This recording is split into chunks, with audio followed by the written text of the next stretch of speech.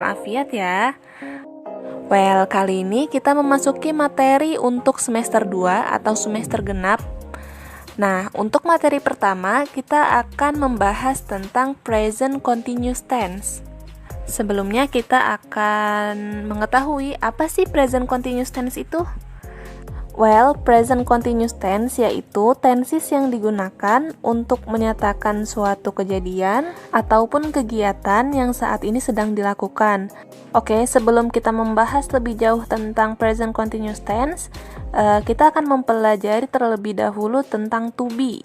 Karena untuk membuat kalimat present continuous tense, kita harus menggunakan to be. Oke, to be untuk present continuous tense ini ada 3. Yang pertama, am, kemudian is, dan terakhir are. Nah, untuk I, to be-nya adalah am, he, she, it, atau nama orang seperti Aisyah atau John, to be-nya adalah is. Lalu, you, they, we, atau dua orang seperti Aisyah and John, to be-nya adalah are.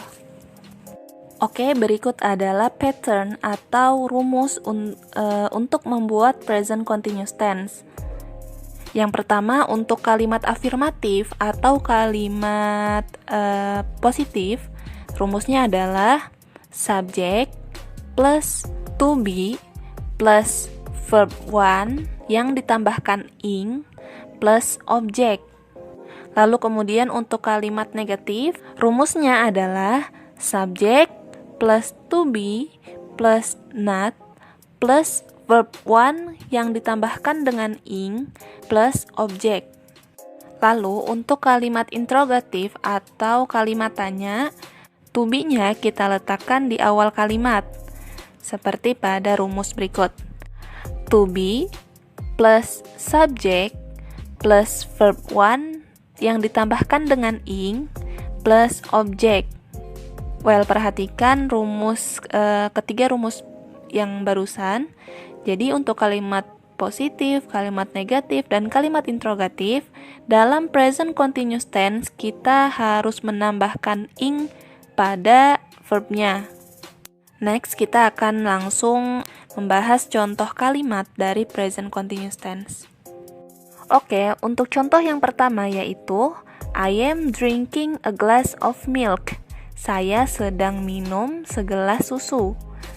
Coba kita lihat, I di sini adalah subjek, kemudian am adalah to be dari I, lalu drinking. Drinking ini adalah gabungan dari verb 1 yaitu drink yang ditambahkan ing, kemudian a glass of milk yaitu objeknya. Dan ketika kita ubah ke dalam kalimat negatif, maka akan menjadi seperti ini. I am not drinking a glass of milk.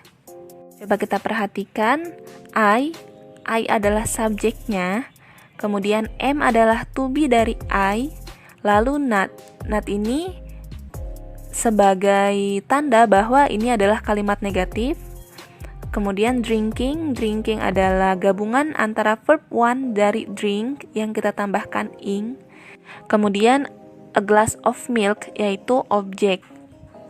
Nah, untuk interrogative sentence atau kalimat tanyanya menjadi am I drinking a glass of milk? Nah, untuk kalimat pertanyaan, am-nya atau to be-nya ini kita letakkan di awal kalimat. Kemudian diikuti dengan subjek. Am-nya adalah to be, I-nya sebagai subjek, drinking sebagai verb 1 yang kita tambahkan ing, lalu a glass of milk-nya adalah objek. Nah, untuk contoh yang kedua yaitu he is reading a book. Kemudian kita coba perhatikan kembali rumusnya.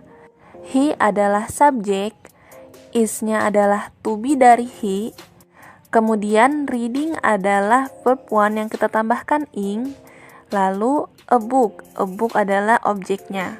Well, ketika kita ubah ke dalam kalimat negatif, maka akan menjadi he is not reading a book. Kita tambahkan not setelah to be-nya, yang menunjukkan bahwa kalimat ini adalah kalimat negatif. Kemudian ketika kalimatnya berubah ke dalam kalimat interrogatif, maka akan menjadi is he reading a book? Apakah dia sedang membaca buku? Seperti yang sudah kita pelajari sebelumnya, untuk kalimat interrogatif, to be-nya kita letakkan di awal. Is sebagai to be dari he, kemudian he-nya sebagai subjek, lalu reading sebagai verb one yang ditambahkan ing, kemudian a book sebagai objek. Well, setelah memperhatikan beberapa contoh dari kalimat present continuous tense, mari sama-sama kita membuat kalimat dari present continuous tense tersebut. Sally dan ibunya sedang memasak di dapur. Well, bagaimanakah kalimat present continuous tense-nya? Yes, excellent. Kalimatnya yaitu Sally and her mother are cooking in the kitchen.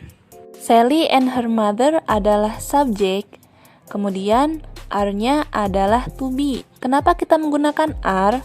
Karena Sally and her mother adalah subjek plural. Subjeknya lebih dari satu orang. Otomatis kita menggunakan are. Kemudian cookingnya itu adalah verb yang kita tambahkan ing.